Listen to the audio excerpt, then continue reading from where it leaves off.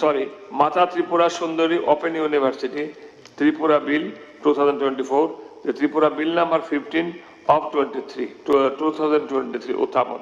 আমি এখন 2024 within bracket the Tripura Bill number 15 of 2023, the প্রস্তাবটি bracket the Tripura Bill number 15 of 2023 এই সভায় উত্থাপন করা যেহেতু না বলার কেউ নেই তাই আমি মনে করি সর্বসম্মতিক্রমে প্রস্তাবটি উত্থাপিত হইল।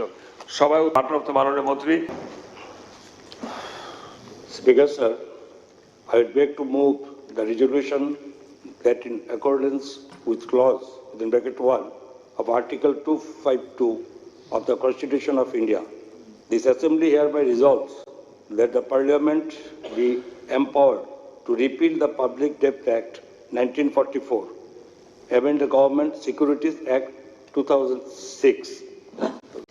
আজকের সভায় উত্থাপিত গভর্নমেন্ট রেজুলেশন এবং এই বিষয় সংক্রান্ত সংশোধনীর প্রতিলিপি নোটিশ অফিস থেকে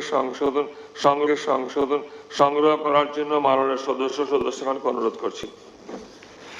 সভার পরবর্তী কার্যসূচি হলো মাননীয় রাজ্যপাল মহোদয়ের ভাষণের উপর ধন্যবাদ সূচক প্রস্তাব সম্পর্কে আলোচনা। ধন্যবাদ সূচক প্রস্তাবটি এই হাউসে গত 5 জানুয়ারি 2024 তারিখে উত্থাপন করেছিলেন পরিষদীয় দপ্তরের ভারপ্রাপ্ত মাননীয় মন্ত্রী শ্রী রতনলাল নাথ মহোদয় এবং প্রস্তাবটি সমর্থন করেছেন মাননীয় সদস্য তথা মুখ্য সচেতক শ্রীমতী কল্যাণী সাহা রায় মহোদয়া। প্রস্তাবটি হলো নিম্নলিখিত মর্মে ত্রিপুরার মাননীয় রাজ্যপালের নিকট সবার কৃতজ্ঞতা ব্যক্ত করা হোক যে 5 জানুয়ারি 2024 তারিখে মাননীয় রাজ্যপাল এই সভায় যে ভাষণ প্রদান করেছেন তার জন্য ত্রিপুরা বিধানসভার সদস্যবৃন্দ গভীরভাবে কৃতজ্ঞ। এখন আমি মাননীয় রাজ্যপালের ভাষণের উপর ধন্যবাদ সূচক প্রস্তাব এবং পাশাপাশি মাননীয় রাজ্যপালের ভাষণের উপর আমার সম্মতিক্রমে সংশোধনীয় প্রস্তাবগুলো নিয়ে আলোচনা শুরু হবে। আলোচনা শুরু করার জন্য আমি মাননীয় সদস্যগণকে আমার নিকট আলোচনা অংশগ্রহণকারীদের নামের তালিকা প্রেরণের জন্য আমি অনুরোধ জানাচ্ছি। রতনবাবু।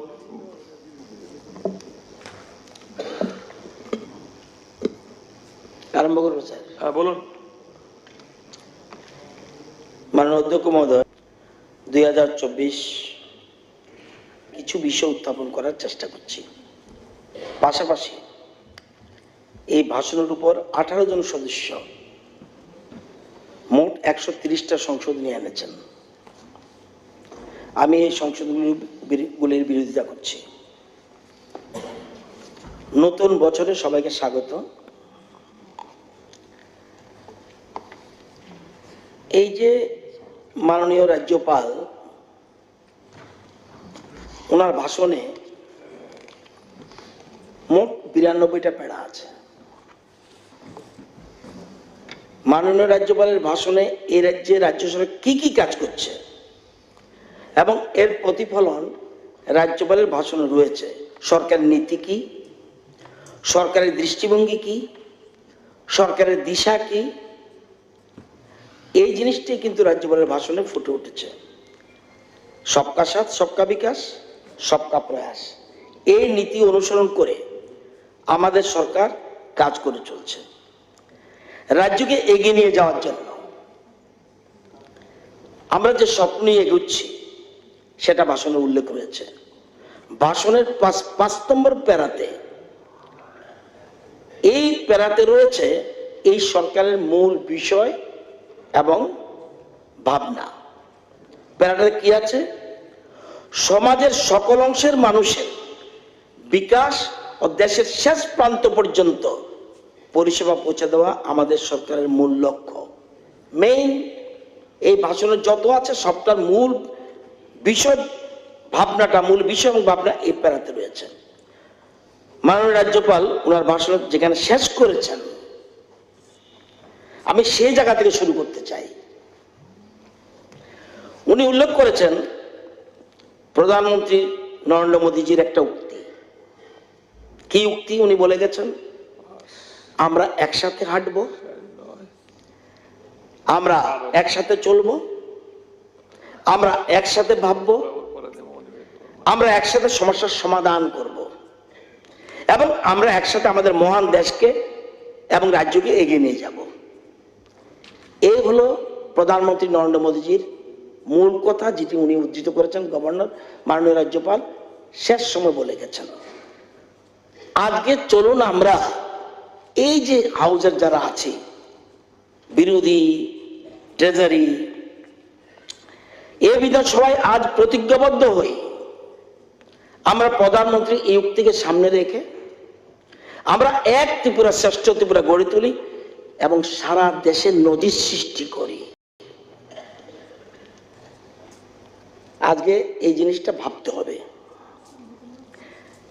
জীবনের প্রকৃত সত্যটা কি? জীবনের প্রকৃত সত্য হলো কর্মই ধর্ম। স্ত্রী আপনাকে সাথ দেবে আপনার মৃত্যুর পর, ঘরের দরজা পর্যন্ত। সমাজ সাথ দেবে।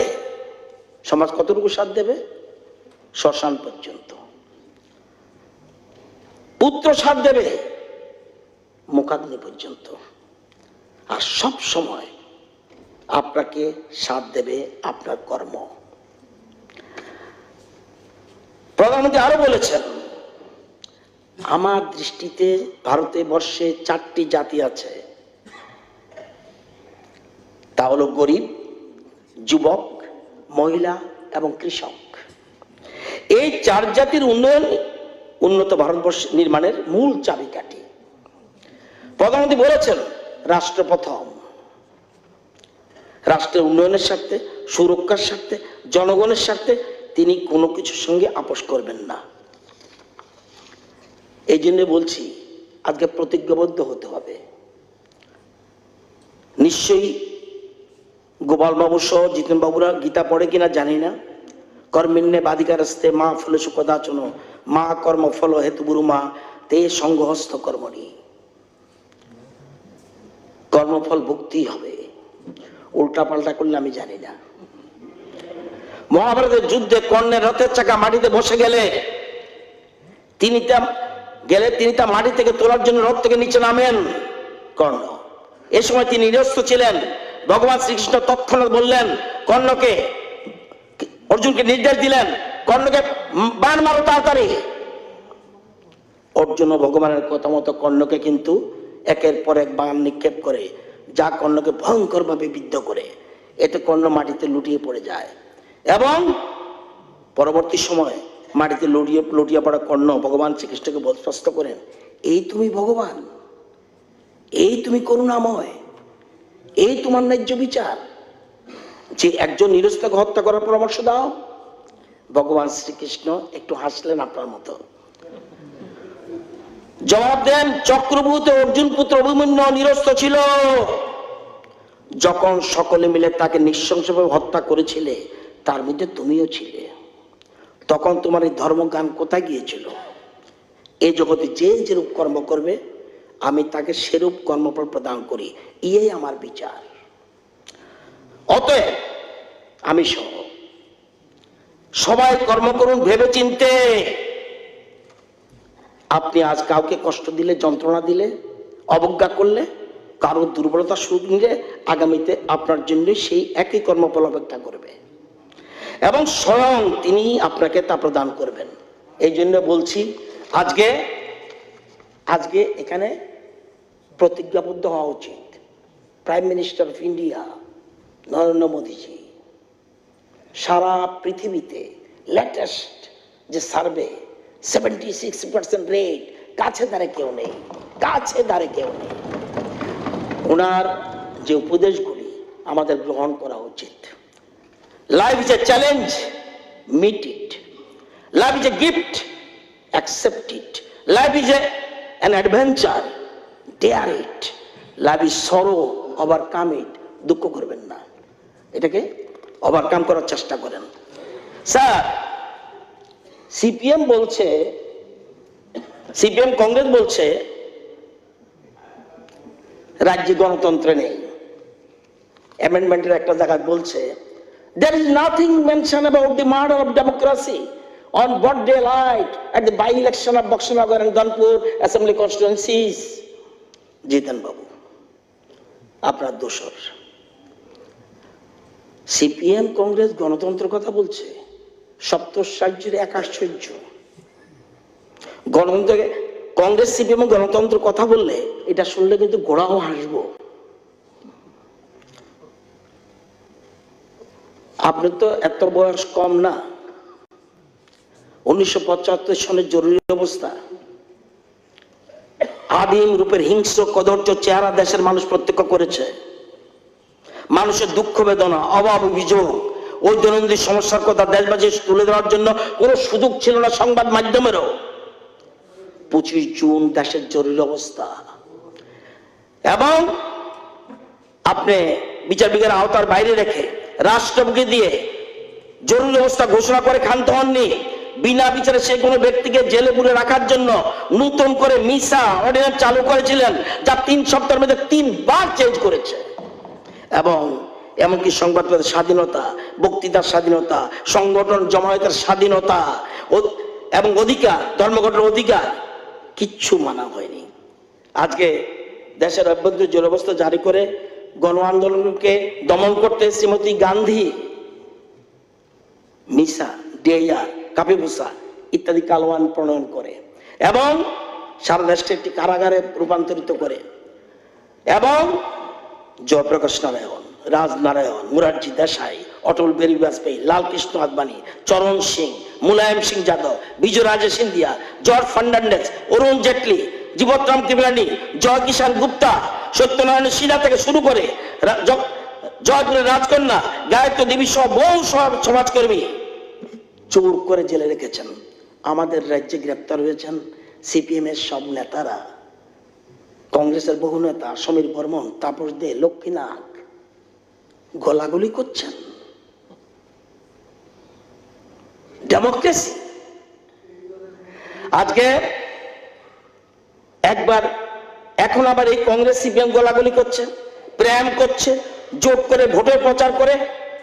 আরে সিপিএম, আরে কংগ্রেস, তো তোমাদের শেষ পরিণতি কি মানুষ দেখার অপেক্ষায় রয়েছে।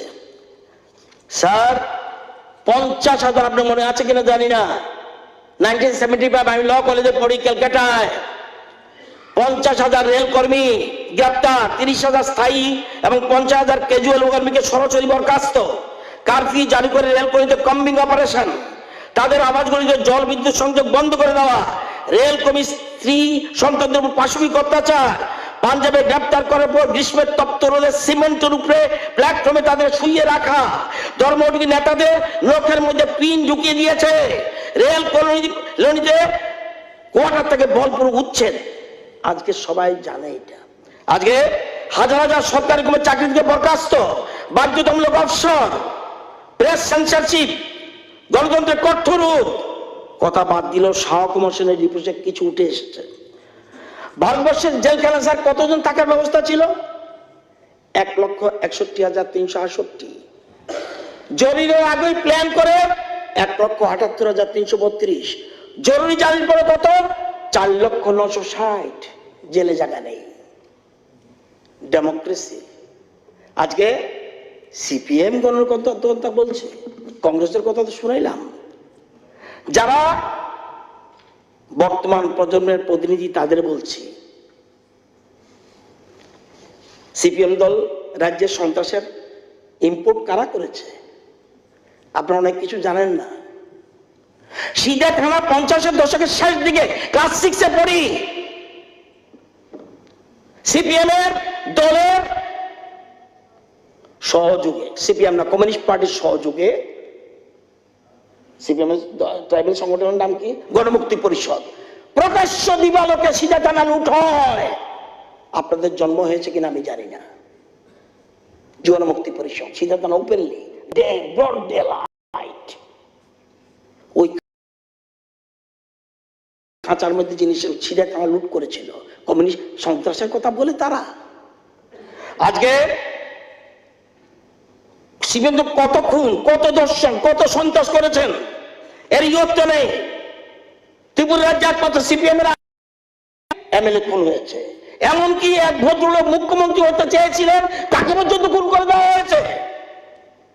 ডেমোক্রেসির কথা বলে, শুধু চেয়েছিল আমি মুখ্যমন্ত্রী হতে, ডেমোক্রেটিক প্রসেসে তাকে পর্যন্ত খুন করা হয়েছে।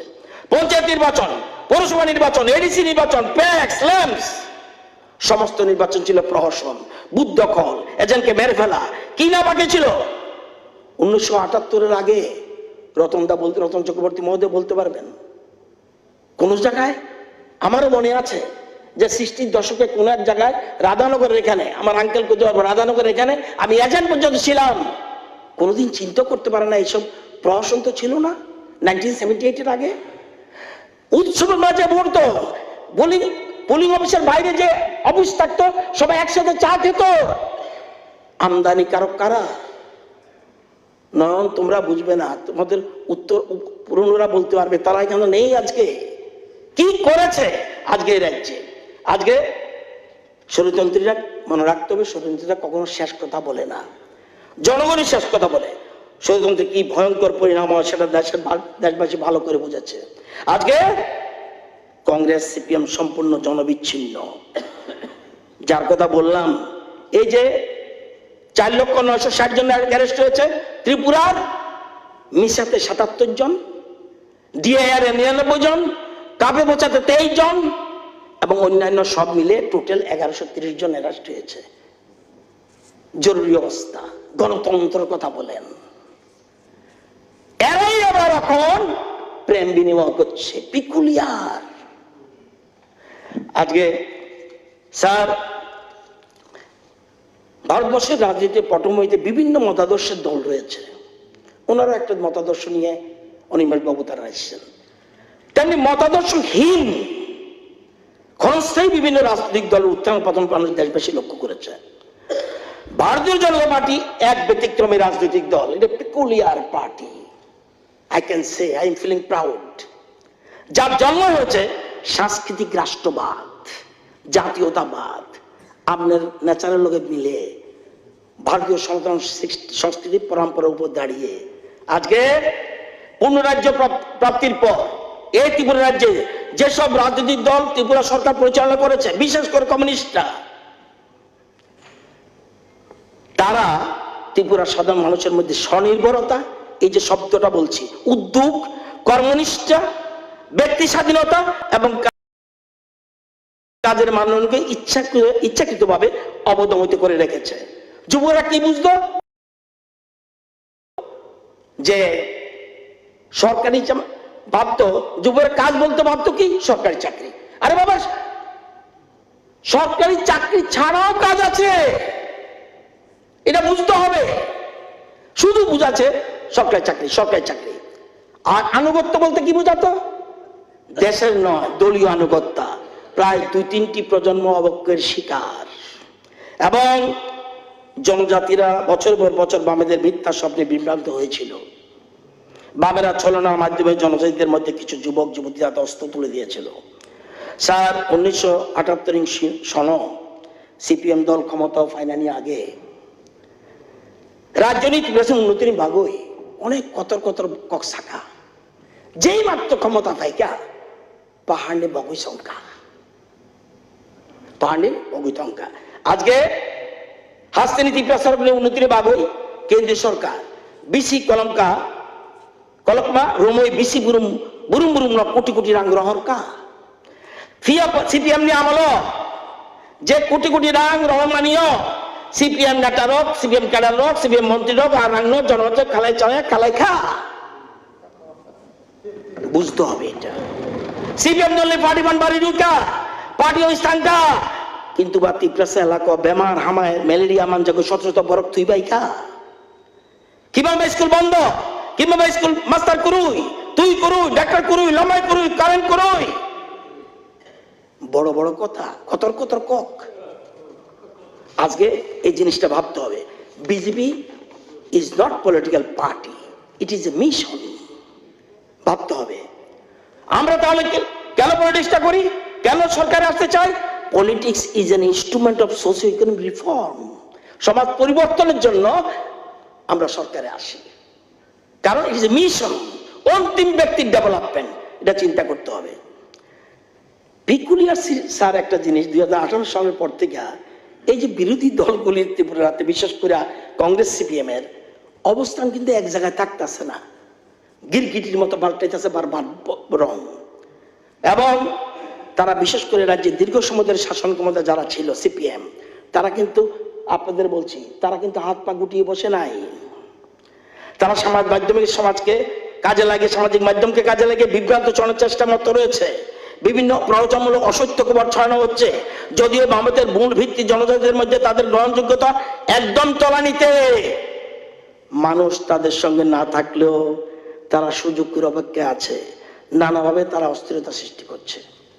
আজকে এখানে জিতেন বাবু থাকলে ভালো হতো। গ্রোথ আপনি বুঝবেন, আমরা তো সব বুঝেন। গ্রোথ, প্রগ্রেস, সাকসেস, তাদের ডেভেলপমেন্ট আমাদের ডেভেলপমেন্টের মধ্যে পার্থক্য অনেক জিনিস। If you increase your company's yearly turnover from 50 crore থেকে 100 কোটি, 100 কোটি থেকে 200 কোটি, 200 কোটি থেকে 500 কোটি, it is growth, not success. Definition of growth is increasing your materialistic possessions in all ways. It is called growth. But that growth is added by ethics, means discipline, means honesty, means norms. It is called progress. তাদেরটা ছিল অন্য ধরনের growth. আমাদের এটা থাকতে হবে কি, discipline থাকতে হয়, আমাদের কি অনেস্টি থাকতে হয়, আমাদের কি নর্মস থাকতে হয়। অর্থাৎ তাদের সময় ছিল কোন রকম নিয়ম নীতি, নীতি আদর্শ কিছু ছিল না। So growth plus ethics is progress. এটা তো আমরা খুশি না, আমাদের খুশি হলো success. What is success? Growth, ethics and progress, humanity, morality and spiritually is called success. মানবতা থাকতে হবে, হিউম্যানিটি থাকতে হবে, এবং মরালিটি থাকতে হবে, স্পিরিচুয়ালিটি থাকতে হবে, আধ্যাত্মিকতা থাকতে হবে, তাহলেই হবে সাকসেস। স্যার আপনি জানেন কমপ্লিট ডেভেলপমেন্টের জন্য three ages in your life দরকার। One is hand, second is head, third is heart. First is your hand, but when only the hand is working, it is labor. Second is its head. When the hand and head they work together, it becomes skill. Third is its heart. When the hand, head, heart, all three works together, it becomes art. And make every act of your life an art. Put your heart fully into it. This is essence. এটা হলো নির্যাস। Sir after independence অনেকে বলে না Marxism, socialism, capitalism. After independence the political leadership of the country neglected the original Indian indigenous ideological path prepared by Lala Lajpat Rai, Bal Gangadhar Tilak, Bipin Chandra Pal, Sri Aurobindo and Mahatma Gandhi. এরা ছিল আসল, তাদের কথা ভুলে গেল, স্বাধীনতার পরেই বেমালুম ভুলে গেল গইয়া, বিশেষ করে কংগ্রেস তাদের নীতি আদর্শ থেকে সম্পূর্ণ সরে গেল। দেশের স্বাধীনতা লাভের পর তৎকালীন রাজনৈতিক নেতৃত্ব ব্যক্তি স্বাতন্ত্র্যবাদ, পুঁজিবাদ, সমাজবাদ, কমিউনিজম, সাম্যবাদ, সেকুলারিজম, বিভিন্ন পাশ্চাত্যবাদী ভাবনাকে ভারতের মাটিতে প্রয়োগ করার মনোযোগ হয়েছে। একবারও কিন্তু ভারতীয়তা ছিল না। এবং এটা জানেন মতাদর্শের সঙ্গে ভারতের সামাজিক অবস্থা এবং ব্যবস্থা পরিস্থিতির কোনো সম্পর্ক ছিল না। বিজাতীয় মতাদর্শ ভারতে আমদানি করার মূল উদ্দেশ্য ছিল আমাদের যে সভ্যতা, প্রাচ্যের যে সভ্যতা সংস্কৃতিকে ধ্বংস করা। আজকে সকালে একটা ওই সুশান্ত দেব পাশ্চাত্য সংস্কৃতিকে আমদানি করেছে, সেটা ছিল, এটা আমাদের উচিত ছিল না। আমাদের দেশ স্বামী বন্ধু বলেছে, আমার এখনো মনে আছে, বিদেশিদের অনেক কিছু ভালো থাকতে পারে কিন্তু আমাদের জন্য বিষও হতে পারে। তাদের ভালো দিয়ে আমার চলবে না, আমার রাজ্যের দেশের মানুষের সাথে এটা খাপ খায়নি। স্যার স্বাধীনতা পরবর্তীকালে রাজনৈতিক নেতা কেউ কেউ পুঁজিবাদ, পরিবারতন্ত্র সাধনা করে চিরজাতীয় রাষ্ট্র ভাবনাকে নষ্ট করতে অপ্র হয়েছেন, আবার কেউ কেউ সমাজতন্ত্র, সাম্যবাদ, বিদেশি সমাজ ভাবনার লোভ দেখিয়ে আমাদের দেশের সহজ সরল মানুষকে, তাদের ভাবনাকে বিনষ্ট করেছেন। মজার বিষয় হলো রাষ্ট্রের শোষণ যন্ত্র, রাষ্ট্রকে শোষণ যন্ত্র প্রচার করতেন তারাই রাষ্ট্র ক্ষমতা দখল করার জন্য রাজনৈতিক সন্ত্রাসের জন্ম দিয়েছেন আমাদের দেশে। রামরাজ্য। রামরাজ্য কথাটি প্রচার এনেছিলেন কে? আমাদের দেশের জাতির পিতা মহাত্মা গান্ধী। রামরাজ্য বলতে গান্ধীজি এমন এক রাষ্ট্র ব্যবস্থা বোঝাতে চেয়েছিলেন যেখানে প্রতিটি মানুষের সর্বক্ষেত্রে সমান অধিকার থাকবে। আজকে যেমন আমরা বলছি সবকা সাথ সবকা বিকাশ, ওইটাই আমরা চেয়েছিলেন। এবং যারা গান্ধীজির জীবন এবং রাষ্ট্র দর্শন কিছুই জানেন না, বামেরা তো জানেই না, তারাই বিদেশ থেকে ধার করা সাম্যবাদ সমাজতন্ত্রের কথা প্রচার করে গান্ধীজির ভাবনাকে কালিমায় বিলুপ্ত করার চেষ্টা করেছে। আজকাল কিছু সেকুলার, তথাকথিত সেকুলার কিছু পদভ্রষ্ট মানুষ ধর্মরাজ্য কথাটিকে সাম্প্রদায়িক সন্ত্রাস তৈরি করার অস্ত্র হিসাবে ব্যবহার করতে তৎপর হয়েছেন। তারা জানেন না যে ধর্মরাজ্য প্রকৃতপক্ষে সমন্বয়িত মানবতার একটা অন্তঃস্তর। ধর্মরাজ্য কথাটি মানে হচ্ছে প্রকৃত আইনের শাসন, রুল অফ ল। আমার কথা, আমার দেশের পিতার কথা। স্যার, কিছু ধূর্ত এবং চতুর রাজনৈতিক দল ব্যক্তি ধর্মরাজ্যের এই উদার বিজ্ঞানসম্মত আপনাকে গভীর এক ষড়যন্ত্র আবহে ধর্মাচরণের সঙ্গে যুক্ত করে দিয়েছেন। তাদের মূল উদ্দেশ্য ভোটের বাজার ধরাই ওদের উদ্দেশ্য। স্যার, আমরা আজকে কিসের কথা বলি? অতীতের অভিশাপ থেকে দেশকে মুক্ত করতে বর্তমান সরকার তাই দুইটা পথ বেছে নিয়েছেন। এক, অন্তোদয়, দরিদ্র থেকে দরিদ্র ব্যক্তি উন্নয়ন। দুই, সর্বোদয়, সকলের জন্য উন্নয়ন। এই দুইটি আদর্শকে পাথেয় করে আমাদের রাজ্য সরকার, দেশের সরকার কাজ করে চলেছে এবং অর্থনৈতিক উন্নয়ন পরিমাণ তৈরি করেছে। এবং বিরোধীরা ভারতীয় সমাজ দর্শনের চতুপুরুষার্থ নীতিকে অস্বীকার করছেন। এটা পুরানো বই যদি পড়েন দেখবেন। চতুরা পুরুষার্থ কি? ধর্ম, অর্থ, কাম, মোক্ষ। ধর্ম মানে ন্যায়পরায়ণতা, অর্থ মানে সম্পদ, কাম মানে বাসনা বা চাহিদা, মোক্ষ মানে স্বাধীনতা বা মুক্তি। এই চারটি উপাদানের উপর নির্ভর করেই সমাজের উন্নয়ন হয়। কিন্তু সুবিধাবাদী রাজনীতির ব্যাপারীরা ইন্ডিয়ান এই সমাজ, ভারতীয় সমাজ দর্শনের ভাবনাকে অবৈজ্ঞানিক ভাবে হিন্দুত্ব বলে প্রচার করে দিয়ে এবং জনমনে বিভ্রান্ত ছড়িয়ে দিয়েছেন। বিজাতীয় আদর্শের দালালি করে তাদের মূল উদ্দেশ্য। কেউ আবার প্রচার করছেন সাম্যবাদ সমাজতন্ত্র, কেউ আবার বিপ্লবী সমাজের কথা বলছেন, কেউ বলছেন রাষ্ট্র শোষণের কথা, কেউ বলছেন বন্দুকের ননই ক্ষমতার উৎস। মূলত সাধারণ মানুষকে নানাভাবে ভাবনায় ভাগ করে দিয়ে রাষ্ট্রের শাসন ক্ষমতা দখল করা ছিল তাদের মূল উদ্দেশ্য। স্যার, মাননীয় গোপাল বাবু আছেন, সিনিয়র লোক। সাম্প্রতিক সময়ে দেখা গেছে দেশের কয়েকটা রাজনৈতিক দলের সদস্যরা প্রকৃত নিয়ে বিদ্রুপ করছেন। কি? ভারত, ইতালি, প্যালেস্টাইন, গাজা ইত্যাদি রাষ্ট্রভূমিকে বন্দনা করেন, কিন্তু জ্ঞানের সম্বন্ধ করতে তাদের আপত্তি প্রকাশ পায়। একজন প্রধানমন্ত্রী খ্বাব দেখছেন, উনি বলছেন ভারত মাতা কোন হ্যায়, বলছে ভারত মাতা কোন হ্যায়।